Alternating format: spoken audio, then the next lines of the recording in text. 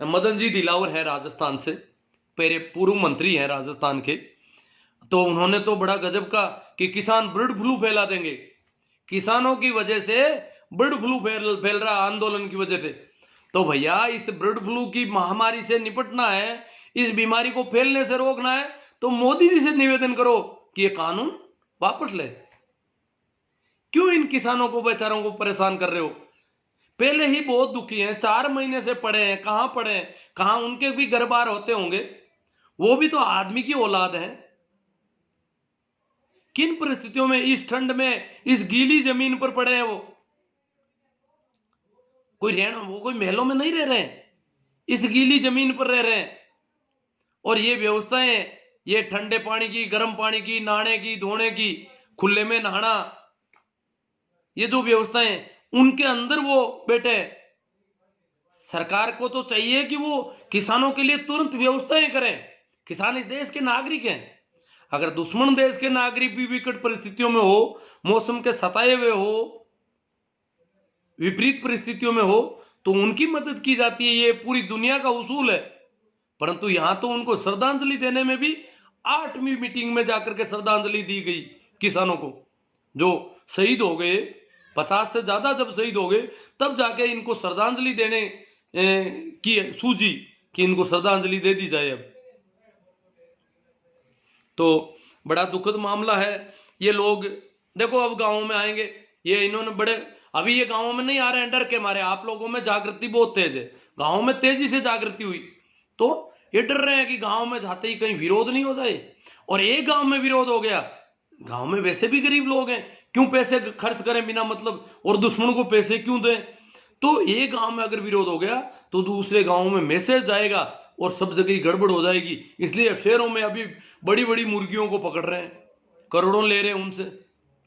बाकी इनने 10-10 रुपए तक के कूपन छपवा दिए, गरीब से गरीब आदमी से 10 रुपए तो लेने हैं, और एक एक आदमी को 1000-1000 कूपन दे देंगे, 10-10 हजार कूपन दे देंगे। इस प्रकार का इन्होंने खेल कर दिया है, वो राम मंदिर के फोटो का कूपन बनाया है। तो सावधान रहना है, इन लोगों से कैसे निपटना है।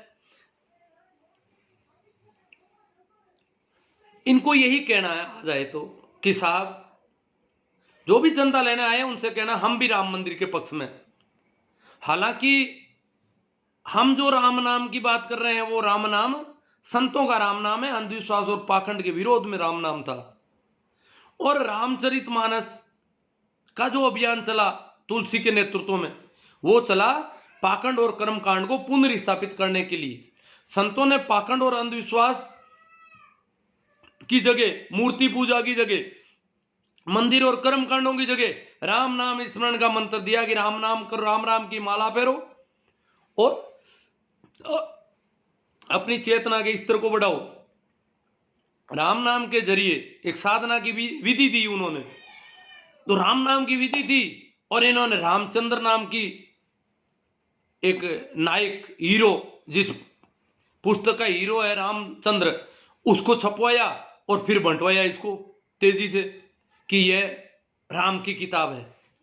और राम नाम था, सिर्फ राम नाम, राम राम राम राम, ईश्वर को याद करने की विधि थी, टेक्निक थी, एक मेडिटेशन का ढंग था। उसकी जगह इन्होंने रामचंद्र प्रतिस्थापित किया विकल्प के तौर पर, और विकल्प इतना भारी हो गया कि राम नाम को भूल गए, और हमने सोचा कि रामचंद्र जो है वही राम नाम होता होगा, जबकि वो तो पूरा ही पाखंड और कर्मकांड से सनी हुई किताब है, और पिछड़े वर्गों के खिलाफ उसमें कई बातें लिखी हुई है। इसलिए अगर देखा जाए तो ये राम मंदिर का आंदोलन भी निचले तबके के खिलाफ रहेगा। ये पूरा का पूरा षड्यंत्र जो है आम लोगों के खिलाफ होगा, मेहनतकश लोगों के खिलाफ होगा। और जो ये मंदिर का काम कर रहे हैं, यही लोग राजनीति में इन्वेस्टमेंट कर रहे हैं, राजनीति में धन दे रहे हैं। ये जो एमएलए खरीदे जा रहे हैं, ये सब उसी ग्रुप से होंगे, क्योंकि आरएसएस मुख्य संगठन है इसका, और उन्हीं का एक राजनीतिक संगठन बीजेपी है। तो ये तो पूरा एक गठजोड़ है, और पूरी तरह से अब ये नग्न हो गए कि इनको किसान अच्छा लगता है, न मजदूर अच्छा लगता है, न कोई कामगार अच्छा लगता है। हर एक मेहनतकश व्यक्ति के खिलाफ ये लोग हैं। मैं ये नहीं कहता हूं कि इसमें ब्राह्मण है, इसमें सभी जातियों के लोग हैं। ब्राह्मण भी कई ऐसे हैं जो अंधविश्वास और पाखंड के सख्त खिलाफ हैं। ब्राह्मणों में ऐसे व्यक्ति मिल जाएंगे, वो कहते हैं कि ये गड़बड़ है। इसका मतलब ब्राह्मण वही है जो अंधविश्वास और पाखंड के खिलाफ है। अगर देखा जाए तो ब्राह्मण एक अच्छे आदमी को नाम दिया गया है, परंतु अच्छे आदमी की नाम से बुरे आदमी आ गए और जन्म के आधार पर जो जाति व्यवस्था हुई और कर्मकांड से इन्होंने जो धंधा बनाया वो सारा गड़बड़ हो गया। धर्म ये नहीं होता।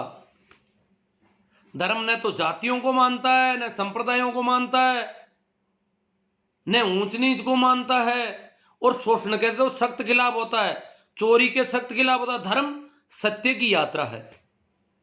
धर्म बराबरी की तरफ चलने वाला मामला है। इसलिए ये हिंदू, मुस्लिम, सिख, ईसाई ये कोई धर्म नहीं है।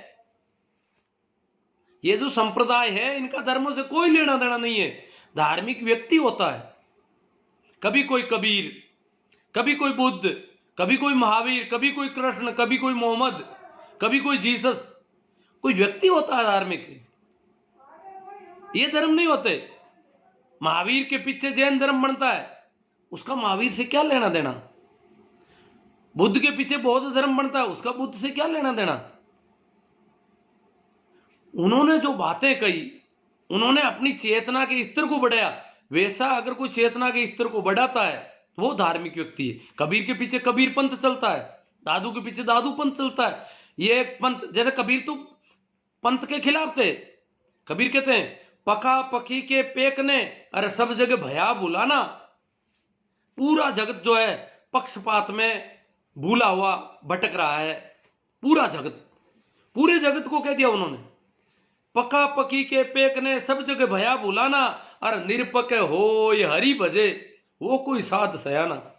कबीर कहते हैं निष्पक्ष होकर के कोई हरि के भजन करता है वो साध है, वो सीधा साधा आदमी है जो निष्पक्ष है। तो निष्पक्ष है वही साध है, तो निष्पक्ष नहीं है वो तो बदमाश है, वो तो बेईमान है, वो तो चालबाज है, वो धोखेबाज है, वो पाखंडी है, वो धूर्त है। तो कबीर साहब कहते हैं पका पकी के पेकने सब जगह भया भुलाना, अरे निरपक हो हरि भजे वो कोई साध सयाना। वो साध होता है। इसलिए उन्होंने तो पक्षपात के खिलाफ बातें कही और ये कबीर पंथ बढ़ा के बैठ गए लोग। तो जितने भी पंथ, संप्रदाय और तथाकथित धर्म है, ये धर्म के खिलाफ धंधे हैं, धर्म के खिलाफ व्यवसाय है। और इस दृष्टि से देखा जाए तो हमें इनके चक्कर में नहीं पड़। धर्म कोई पैसों से नहीं खरीदा जाता कि 1 करोड़ 21 लाख दे दिए नवल किशोर जी ने राम मंदिर में, अब धार्मिक हो गए। ऐसे कैसे धार्मिक हो जाएंगे। राम मंदिर में 1 करोड़ दिए, मस्जिदों में कितने दिए उन्होंने। ये तो पक्षपात हो गया। और नहीं तो इनमें देने की जरूरत कहां। आदमी जीता जागता भगवान है, उसको मदद करो। हर एक जीव जगत में भगवान दृष्टिगोचर हो रहा है, उसकी हेल्प करो, उसका सहयोग करो। अगर कर सकते हो तो, आपके पास ज्यादा हो गया हो तो। वहां तो पक्षपात से भर जाते हैं हम। तो इसलिए ये धर्म जो है बिल्कुल निष्पक्ष का मामला है। और हमें जब ये लोग आएंगे गांव में तो वो सावधानी से काम लेना है कि साहब आप चंदा लेने आए हो, अच्छी बात है। आप मंदिर बना रहे हो, मंदिरों को भी अच्छा माना जाता है। हम भी मान लें कि आप अच्छा काम कर रहे हो, परंतु आप किसानों के साथ दो। आप मोदी जी से आपका राम मंदिर आंदोलन निवेदन करे कि ये किसान आंदोलन जो है उसकी सुनवाई हो जाए, उनकी बात सुनी जाए। अगर वो कानून नहीं चाहते हैं तो अब 4 महीने हो गए, कानून वापस लेना चाहिए। ये जिद किस काम का। नाक बचाने में लगे हुए हैं। वो कह रहे हैं कि प्रधानमंत्री जी की इज्जत का सवाल है। तो आप अपनी इज्जत के सवाल में लोगों को मरने दोगे।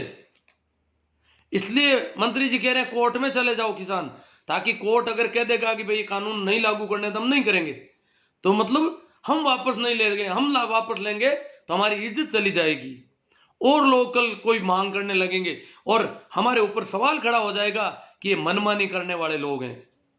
ये जो टुकड़े टुकड़े झूठे फायदे कानूनों के फायदे बता रहे थे वो सब झूठ निकल गए। अब जो कानून इतने फायदे वाले हैं तो आधे से ज्यादा कानून को तो सरकार सहमत हो गई कि आधे से ज्यादा तो इसके हम तोड़ देंगे, संशोधन कर देंगे, ज्यादातर संशोधन कर देंगे, परंतु कानून रहना चाहिए। फिर कहां कानून रहेगा जब इसकी हड्डियां पसलियां निकाल रहे हो आप। सरकार उसकी हड्डियां पसलियां निकालने को तैयार हो गई कानून के ढांचे की। जो कानून खड़ा कर रखा है इन्होंने उसके ज्यादातर जो है वो वापस लेने को तैयार है, संशोधन करने को तैयार है, पर पूरी तरह से वापस लेकर के हमारी इज्जत मत खराब करो, हमारी इज्जत उछल जाए, हम नंगे हो जाएंगे। तो भैया नंगे होना पड़ेगा आपको। आप तो नंगे हो गए, आप आतंकवादी बता रहे थे, आप टुकड़े टुकड़े गैंग बता रहे थे, आप इनको पता नहीं क्या क्या कह रहे थे, खालिस्तानी ये वो, नकली किसान असली किसान खेतों में, तो आप तो नंगे हो गए। आप फायदे गिना रहे थे कल तक, आप नंगे हो चुके हैं। अब आप उस कानून के सारे अंदर से हड्डियां पसलियां निकाल करके और कह रहे हो इतना सा कानून रख लो, आप हमारी बात रह जाए, हमारी इज्जत रह जाए कि हमने मनमानी नहीं की, कानून सही था, किसान मान गए, थोड़ा सा संशोधन किया। थोड़ा सा क्या संशोधन कर रहे हो, पूरा का पूरा संशोधन कर रहे हो आप तो लगभग। कहां थोड़ा सा हो रहा है, तो ये जिद अच्छी बात नहीं है। कानून वापस लेना चाहिए। जब कह रहे हैं कि मैं हाथ जोड़ने को तैयार हूं, झुकने को तैयार हूं, मोदी जी ने ये बात कही है काफी दिनों पहले, तो अब झुक जाओ, अब हाथ जोड़ लो इन किसानों से।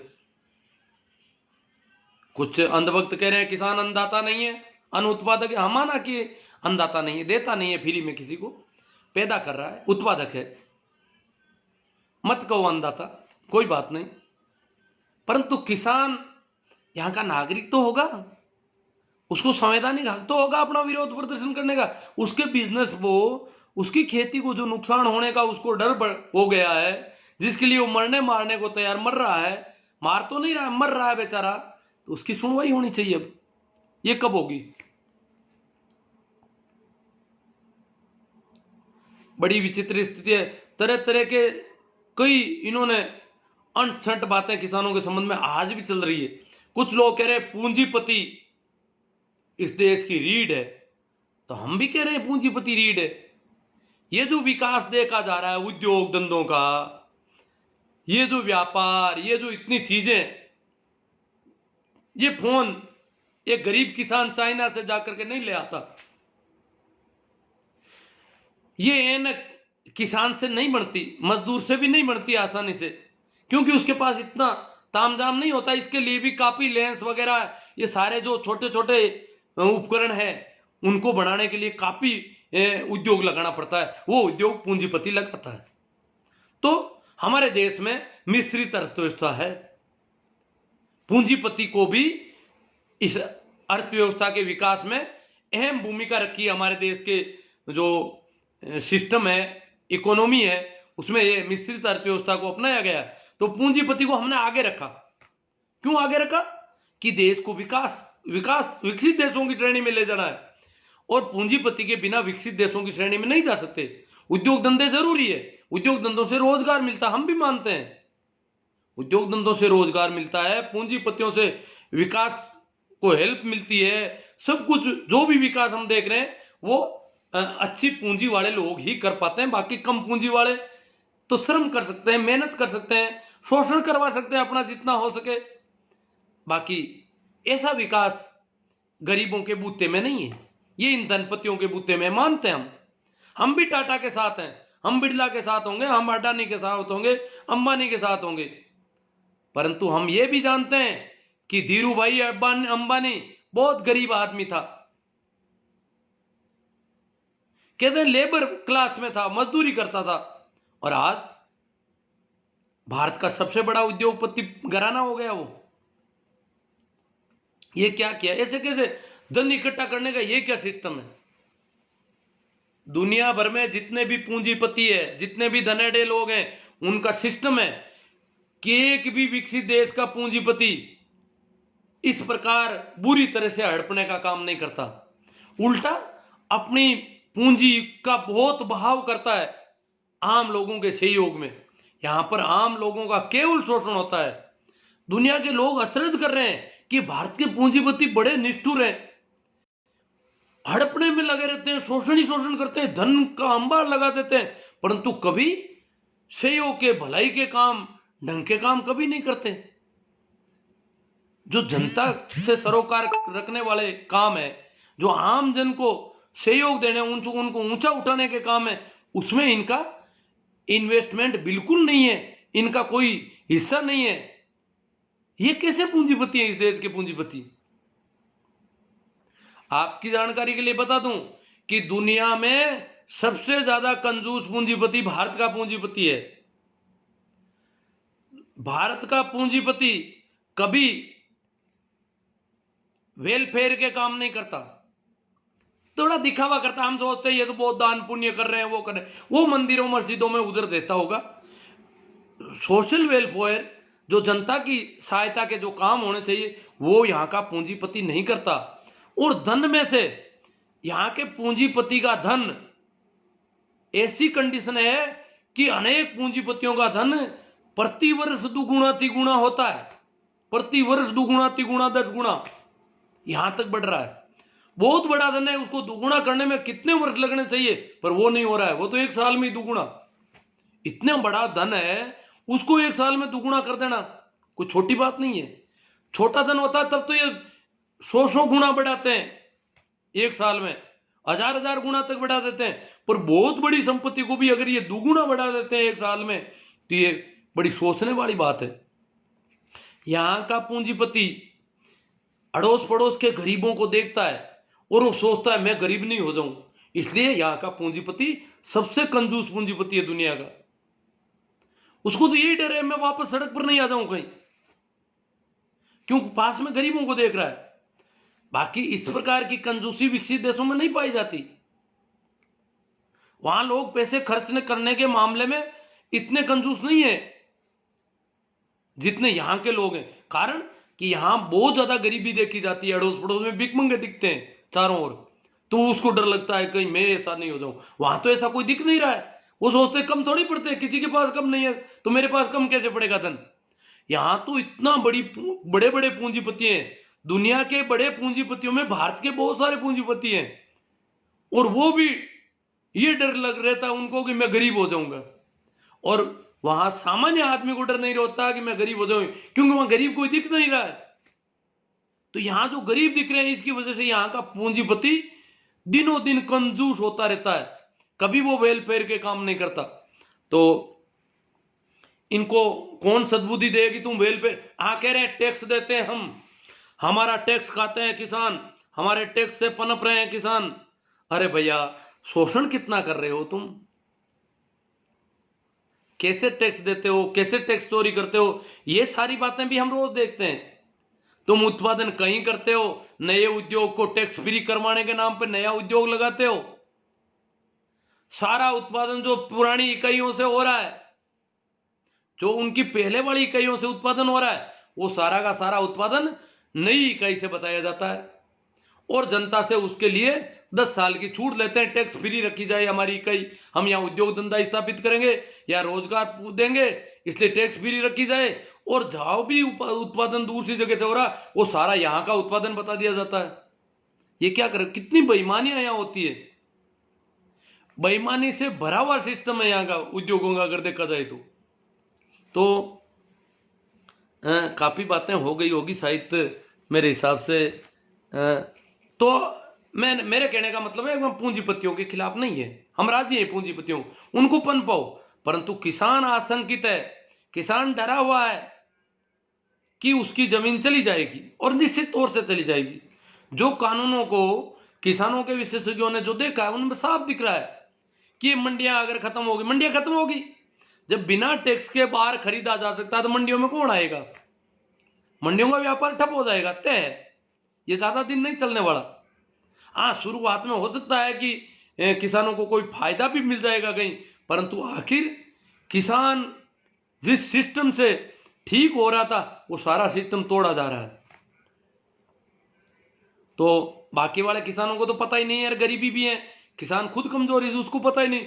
अब जैसे मारवाड़ के किसान को ले ले, यहाँ कौन सा उत्पादन होता है, किसान तो खुद का पेट भरने लाइक उत्पादन करता है बेचारा, तो वो कोई बहुत बड़ा बेचने वाला है ही नहीं, उसके पास जिनसे ही नहीं है बेचने की इतनी।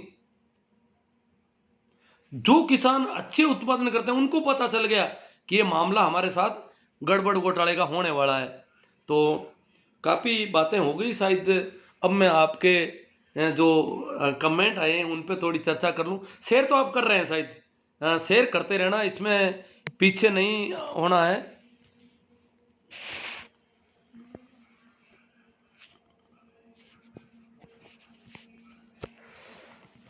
हाँ, तो अब मैं सीधी सीधी बात आपसे करूँ कमेंट के जरिए। तो जुड़ गए हैं हीरा राम जी गोदारा, सरवण जी चोटिया, सुरेंद्र जी बाबल, राम सिंह जी जाखड़, जेठाराम जी तंवर, कालू राम जी मेघवाल, महेंद्र जी पूनड़, महेंद्र जी कड़लू के महेंद्र जी हैं, इनेलो में ये हरियाणा, ये कंवरा राम जी। अब इस देश में आप जैसे इंसान की सख्त ज़रूरत है। मैं तो अभी आप भी मेरे जैसे ही हो, जो मेरी मदद कर रहे हो, जो सहयोग कर रहे हो, सभी की ज़रूरत है। और बहुत सारे लोग हैं, मैं तो घर पे बैठा बैठा देखो लोग ठंड में वहाँ कितना कर रहे हैं, मैं तो अभी वहाँ जा ही नहीं पाया। भाई नमो बुदाई जी कहते हैं कि मदन दिलावर को तो जूता मारना चाहिए, वो जूते देखो, हम किसी को जूते में। किसान आंदोलन बिल्कुल शांति प्रिय आंदोलन है, संयम और धीरज के साथ किसान अपनी मांगों पर अड़े हुए हैं और अड़े रहेंगे। भाई रामसुख जी, रमेश जी सैनी, तुलसी ने हमारे समाज को बहुत नुकसान पहुंचाया, वो तो है उनका। बागड़िया, बनीराम जी बागड़िया, ओम जी पूनिया, मेघराज जी राव, रंडी रोना रोते रहो सा। अब मेघराज जी को तो पता नहीं क्या चिंता है, हम जो बात कर रहे हैं उसको रंडी रोना मान रहे हैं, समझ में नहीं आ रही कौन सा हम तकलीफ में, हम पीड़ा में हैं, हमारी प्रति सहानुभूति होनी चाहिए कि किसान कितना दुखी है इस देश का किसान, उस पर कोई सामत आई है तभी तो इतना दुखी है, अन्यथा क्यों होता। तो मेघराज जी थोड़ा हृदय से बात करो, सोचोगे वो किसान कैसे रह रहे होंगे उस ठंड में, जो दिल्ली के आसपास की ठंड है। आसू जी सियाग, ओमाराम जी चौधरी, राजेश जी चांगल, एक हनुमान जी, संजीप हनुमान जी, आप सुनते ही क्यों हो जब रंडी रोना रोवे तो। हाँ, ये हनुमान जी कह रहे हैं भाई आप इनकी सुनते क्यों हो, ये रंडी रोना रो रहे हैं तो। ये विरोध करने के लिए आते हैं जी, कि इनकी मुहिम को कमज़ोर किया जाए, हमारी मुहिम को कमज़ोर करने के लिए। ओम प्रकाश जी मुंडेल, जेठाराम जी बागड़िया, बाबूलाल जी नाट सर, मेघराज राव, क्यों दुनिया ने मूर्ख बनाओ सा। ओ अरे बादल सिंह जी बड़े मज़े हैं मेघराज जी के तो, क्या दुनिया ने मूर्ख बनाओ है। तो जागृति आ रही होगी, इतने लोग यूँ थोड़ी सुनते हैं, कोई जागरूकता आ रही है, जो बातें रख रहे हैं, हम तो चर्चा कर रहे हैं, आपकी तरफ से जो कमेंट आ रहे हैं उन पर चर्चा कर रहा हूँ।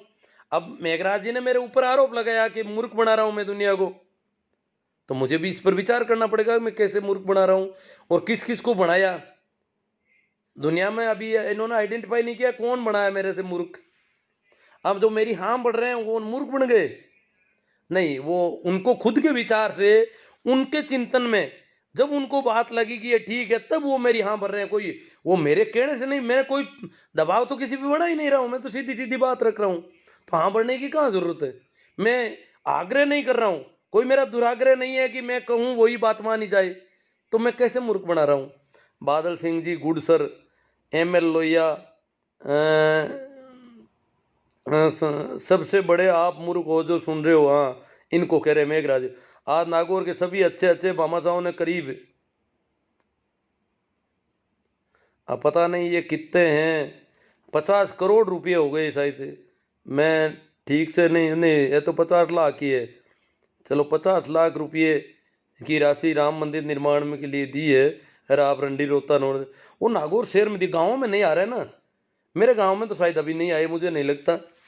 मेरे गांव के लोग तो सवाल पूछेंगे ऐसे कैसे देंगे, अब हम तो पहले ही, हमारे गांव में भी रुपयों की बहुत ज़रूरत है, हम तो गांव में है ही क्या, सुविधाएं कहाँ है पूरी। गांव में जो सुविधाएं चाहिए हमारे विद्यालय में जहाँ कहीं भी चाहिए वहां तो हम कमजोर पड़ रहे हैं, तो कैसे दे पाएंगे इनको। संदीप जी रोल साहबदार, बलदेव जी चौधरी, पाखंडियों का भंडा फोड़ कर रहे हो। बलदेव जी को बहुत अच्छी लगती है बातें।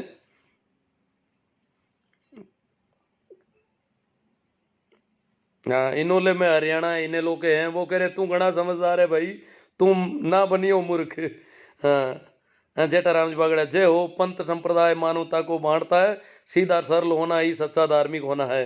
हाँ, ये क्या कि धार्मिक प्रवृत्ति के हैं भाई बागड़िया साहब। तो इनको धार्मिक जब बात आती है आध्यात्म से संबंधित, तो इनको अच्छा लगता है। नमो बुद्धाय।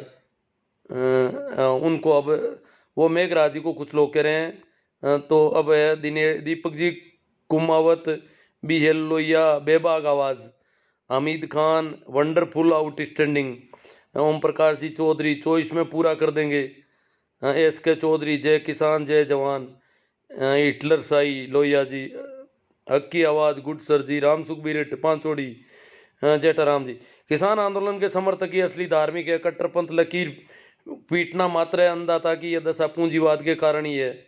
हाँ, गणपति डूडी, बाबूलाल जी नाटसर, झोला उठाना उठा कर चल दूंगा। हाँ, ये बाबूलाल जी नाटसर उनका कह रहे हैं, झोले वाले बाबा का। सीपी शर्मा साहब, ये उपदर भी ऐसा सोच रहे हैं कि हमारा कौन क्या बिगाड़ देगा, गलतफहमी में ना रहे, सरकार की सहानुभूति को कमजोर ना समझें, पिछवाड़ा लाल कर देगा कानून का डंडा जब चलेगा, किसी को दिखाने लायक भी नहीं बचोगे। हाँ शर्मा जी, हम जानते हैं कि किसानों के साथ ऐसा किया जा सकता है, अभी विचार कर रहे हैं मोदी जी। मोदी जी बहुत ताकतवर है, परंतु किसानों के ऊपर बल प्रयोग करने से पहले उनको बहुत विचार करना है। सीधा तो वो कर ही नहीं पाएंगे, कोर्ट का बहाना लेंगे, कई और जब बहाने इकट्ठे हो जाएंगे, किसानों को बदनाम भी करेंगे, अभी कोशिश कर रहे हैं, और जब इतना कर लेंगे तब जाके ये पिछवाड़ा लाल करेंगे किसानों का। हालांकि पहले भी कोई पिछवाड़ा लाल करने में कमी नहीं रखी है, जो भी करेंगे, किसान तो मरने के लिए तैयार है बेचारा। किसान तो आपका सामना, शर्मा जी आपका सामना नहीं करेगा किसान। कई जगहों पर ये शर्मा जी जैसे लोगों ने गृह युद्ध की सी स्थिति कर दी है हरियाणा में, आपस में लड़ रहे हैं, किसानों के सामने खड़े कर रखे हैं इन्होंने आदमी लड़ने के लिए कि किसान आवे तो उनसे लड़ो गाँव में। इस प्रकार ये आपस में भड़का रही है। अभी तो सरकार खुद के पास सरकार की कमजोरी है, तभी तो आपस में भड़का रही है। वो सोच रहे हैं कि आपस में दंगे भड़क जाएं तो फिर हमारे पास बहाना मिल जाए। मेरा सर आपके गांव में, ओ चलो रामेश्वर लाल जी कसवा, आपके विचार अनुकरणीय है। जेठाराम जी बागड़े, असली देवता किसान है, नमन है हमारा शक्कर देव। कमलेश जी लिम्बा, एम एल लोहिया, 20 लाख करोड़ रात पैकेज का क्या हुआ। हेतराम जी गोदारा डेलू, हाँ 20 लाख करोड़ तो बहुत बड़ी रकम। डी आर मेघवाल जी, कैसाराम जी चौधरी, राजेंद्र जी सियाग जय किसान देव एकता, कैसाराम जी जे डी जाट, राजेंद्र जी, जेठाराम जी, भारत के पूंजीपति शोषक और पापी है, देश के सबसे बड़े चोर हैं। हाँ, विकास भले को चोरी बहुत करते हैं। रमेश ठाकर, वीरमाराम चौधरी, 10 ग्रुप में शेयर किया है पोस्ट को, बहुत अच्छी बात है वीरमाराम जी, आपका धन्यवाद कि आप किसान आंदोलन में बहुत अच्छा योगदान दे रहे हैं। ये ऐसी पोस्टें शेयर करनी चाहिए हमें दिन भर। मेरी क्या आप देखते हो कानों से बिल्कुल बेकार, ये आंखें ऐनक से काम कर रही है, फिर भी दिन भर में कितना काम करता हूँ आप ताजुब करोगे। रात की 12-1 बजे से पहले नींद नहीं ले पाता हूँ, इतना मैं इन चीज़ों को देख रहा हूँ। घनश्याम जी सियोला, उकमाराम जी बेनीवाल, जेठाराम जी बागड़िया, 2 नंबरी और पापी मंदिर बनाकर अपना धन पवित्र करना चाहता है। चौधरी विकास जी खालिया, रामेश्वर लाल जी गोदारा, नवल किशोर गोदारा जी ने राम मंदिर के लिए अगर करोड़ रुपए दान, करोड़ से ज़्यादा किए, 1 करोड़ 21 लाख या कुछ चेक था उनका, जो खबर आ रही है, और उन्होंने अपने एक भगवान को 1 करोड़ दिए हैं। तो गोदारा जी को सोचना चाहिए था कि हमारे देश में गरीब भगवान और बीमार भगवान भी जीते जागते हैं, उनको भी दान देना चाहिए था, जो कि उन्होंने नहीं दिए। मेरे विचार से गोदारा जी के दान का सदुपयोग मुर्दे भगवान की जगह जीते जागे भगवान, अजी वो तो अपने खिलाफ वालों को दे दिया, ये बड़ा नुकसान हो गया। दान भी क्या, दुश्मन को मदद कर दी, अब दुश्मन हमारे ऊपर और हावी हो जाएगा। किसानों का खराब दौर है, लोहिया जी कह रहे हैं। बारू राम जी, सही राम जी जाट, डीजल जलेंगे तो महिलाओं को आगे बढ़ने का मौका मिलेगा, और ये बहुत बड़ी बात है कि हम किसानों की खुशी की बात है कि महिलाएं फिर खेतों में ट्रैक्टर चलाएगी, ये देश का अच्छा संदेश जाएगा जी। रामकिशोर जी चौधरी, CR मेघवाल, मोदी भक्त नहीं समझते, दीवराया जी, जटाराम, बिल्कुल अच्छे पुण्य में असली पुण्य मिलता है, स्कूल अस्पताल में लगा देते। हाँ, लगाने की तो बहुत जगह है जी, लगाने को तो ऐसी बहुत सारी महिलाएं जिनको जापे का सम्मान नहीं मिलता बेचारियों को। राजेंद्र जी मेघवाल बापे हो, लगे रहो सर, जागरूकता जरूर है। अभी बिरलो का में कह रहे थे कि एक महिला, इकलौती एकल महिला, उसके रहने के लिए छप्पर नहीं था, और वहाँ रणवीर सिंह जी रावणा और कुछ लोगों ने गांव का एक ग्रुप बना हुआ है, उन्होंने 1 लाख से ज़्यादा रुपये का एक छोटा सा 11 बाई 11 का एक कमरा तैयार कर दिया थोड़े ही दिनों में, उसको अंदर बिठा दिया। बाकी वो खुले आसमान के नीचे रह रही थी, जैसे वो किसान रह रहे हैं, एक गरीब महिला के लिए उन्होंने ऐसा कर दिया। तो ऐसे बहुत कर सकते हैं। रामनिवास जी जाकेड़ा, शंकरलाल जी मूंड, शंकराराम जी, अभिलेष जी मीणा, रमेश जी बेनीवाल, घनश्याम जी बिश्नोई, सुनीता जी मेघवाल, केकल राम जी सारण, हरिजी राम जी सारण, BL रोड़ा। हाँ, सरकार किसानों को खदेड़ने की तैयारी कर रही है, 26 जनवरी से पहले तैयारी चल रही है। हाँ, तैयारी है सरकार। 11 तारीख को कल क्या होता है, कोर्ट क्या करता है, सरकार को कोर्ट पर बहुत भरोसा है। किसानों को कह रहे हैं कोर्ट में चले जाओ। हम देखो, गोपाराम जी खोत, CR मेघवाल, इनको मोदी जी मूर्ख बनाते हैं तो मजा आता है। हरजी राम जी सारण, बिल्कुल किसान बहुत दुखी है। सुमेर राम जी डुकिया, ग्रामीण किसान मध्य प्रदेश, AR इनानिया जोधपुर, गुडसर जी, मूला राम जी मेरिया, केल सारण मार्गदर्शक जी ऐसे ही जागरूकता करते रहो, आपको सैल्यूट करते हैं। किसान आंदोलन की तरह आपका ही ये जागृति का आंदोलन है एक प्रकार से। हाँ, केवल शरण राव बड़े क्या नाम दे रखा इन्होंने, मार्गदर्शक जी। मार्ग तो सबको अपना देखना है, परंतु अगर कोई प्रकाश है और मदद मिलती है तो मार्ग देखने में आसानी हो सकती है कहीं।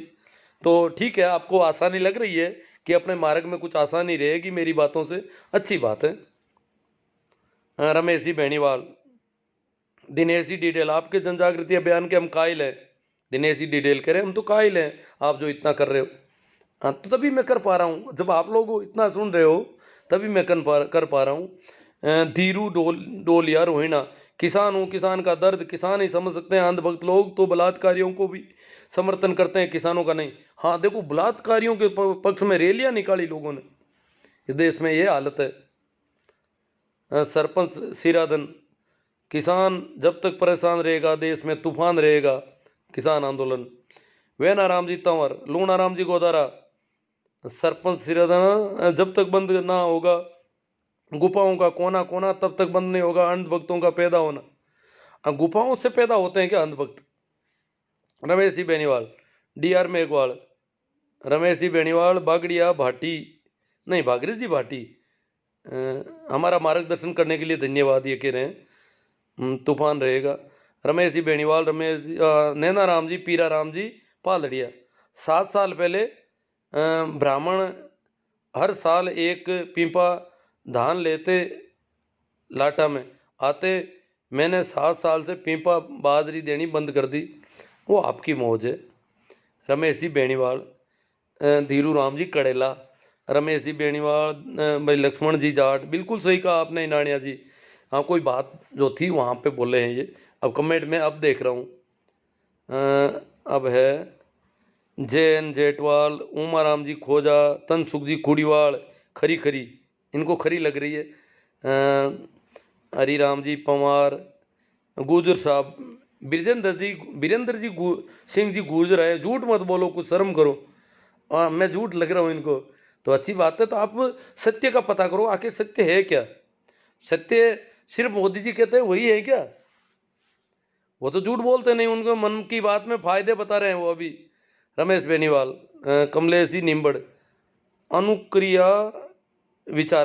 विचार लगा कमलेश जी निम्बड़ को। खेमाराम जी गोदारा, वंदराम जी, ये क्या पता क्या कह रहे हैं। धीरज कुमार जी, राम अवतार राधे, नाथुराम जी मेघवाल, ब्रजेंद्र जी गुजर। कितने पैसे मिलते हैं यहाँ बैठने के? मैं पैसों का भूखा नहीं हूँ, मुझे खरीदने की तो वो लग नहीं रहा है कि आप लोगों के पास कुछ है ऐसा। इस मामले में मैं बहुत संपन्न आदमी हूँ कि मुझे कोई खरीद ले, ऐसा नहीं हो सकता। नेमी जी सोमड़वाल, अंधभक्त और गोबर गणेश, किसानों के बच्चों को सिर्फ इतना अब समझ लेना चाहिए कि इस किसान आंदोलन का विरोध सबसे ज़्यादा किस वर्ग के लोग कर रहे हैं। कम से कम इनको तो पहचानो और सोचो कि आखिर विरोध किसानों का क्यों कर रहे हैं। मुझे लगता है अब इनको अपनी दुकानें बंद होने का भय सता रहा है। रमेश जी जयपाल, ML लोहिया, आप युवा वर्ग के मार्गदर्शक हैं। सुनीता जी मेघवाल, बहुत अच्छे विचार, 2-3 दिन में आपसे गांव मिलने आऊँगी। अच्छी बात है, स्वागत है आपका। मैं सुनता बहुत कम हूँ सुनीता जी, अब देख लेना आप आती है तो आप जाने अपनी। कान्हा राम जी जानी, राम रतन जी कुचेरिया, जसराज जी चैनपुरा, जसराज जी शेडा पटेल, राउत जी मेघवाड़, ओडिंट, शानदार गुरु जी लगे रहो। से नवीन जी भाकर, राम रकबले वेरी नाइस, इनको कुछ पढ़ नहीं पा रहा हूँ। सुरेंद्र सिंह जी, प्रेमाराम जी दूंदवाड़, धन्नाराम जी ढींगड़ा, ओ धन्नाराम जी अध्यापक हैं, मेरे मित्र हैं। कमलेश जी निम्बड़, अनुकरणीय विचार। अब देखो मैं देख रहा हूँ काफ़ी हैं। बुद्ध सिंह जी रावणा जसोल, अर्जुन जी खान, अजरुद्दीन खान, धन्ना राम जी, जय हो शिवनारायण जी, सुभाष जी अरटवाल, ML लोहिया, आपके हौसले को सलाम। तेजा राम जी मेघवंशी, बहुत अच्छा मोटिवेशन कर रहे हो साहब। जसराज जी चैनपुरा, मेहरा राम जी, दुकान है आप तो इतना कर रहे हो। कालू परियार, सोनी सर, हमें आपके विचारों से सहमत है सर जी। You are the great guru ji. बादल सिंह जी, ओम जाट जी, कंकड़ा ऐसे, ओम जी, ओम जी कंकड़ावा तो नहीं है, ओम जी कोई कंकड़ा ऐसे अलग है फिर। जसराज जी चैनपुरा, महिपाल जी मेरा, मेगा राम जी सियाव, चीफ जस्टिस, भारत को किसानों को न्याय दिलाने हेतु मोदी को सलाह देनी चाहिए। पेमा राम जी दूंदवाड़, तेजा राम जी मेघवंशी, लोकतंत्र बचाओ साहब। हाँ, ये लोकतंत्र बचाना है अपन को। निर्मला जी कुड़ीवाड़, जसराज जी चैनपुरा, पद्मा राम जी, मांगीलाल जी भांबू, दुर्गा राम जी, सचिन जी, प्रेमा राम जी, जितेंद्र गोस्वामी, भगवान सिंह जी राठौड़ के, विष्णा राम जी मुंडन, सोना राम जी, बादल सिंह जी, विष्णा, और कई नाम तो वापस वही आ जाते हैं, कुछ वो जो खो गए पता नहीं। महेंद्र जी लटियाल कह रहे हैं आपके जज्बे को सलाम। सरवण राम जी शुक्रिया गुरु जी। तो बहुत सारे कमेंट सही है कि लोग बाद में, कुछ लोग कहते हैं कि हमारे कमेंट को आप जानबूझकर नहीं लेते हो, कि क्या बात है। हालांकि सबको पता है कि मैं जानबूझकर कोई कमेंट नहीं छोड़ता हूँ, विरोधी से विरोधी का भी लेने की कोशिश करता हूँ, क्योंकि कमेंट सबके लेने चाहिए। देवराज जी सिरोही, जसराज जी, धन्ना राम जी झमेला। तो ठीक है, काफ़ी बातें हो गई, शेयर आप कर रहे हो, उस सब के लिए मैं आपका आभार प्रकट करता हूँ। शायद कमेंट भी जो आने थे आ गए, तो इसलिए विदा लेने से पहले एक बार फिर आप सभी को मेरा प्रणाम, नमस्कार, राम राम। शेयर करें और YouTube चैनल को भी जितना हो सके ज़्यादा से ज़्यादा उसमें देखें।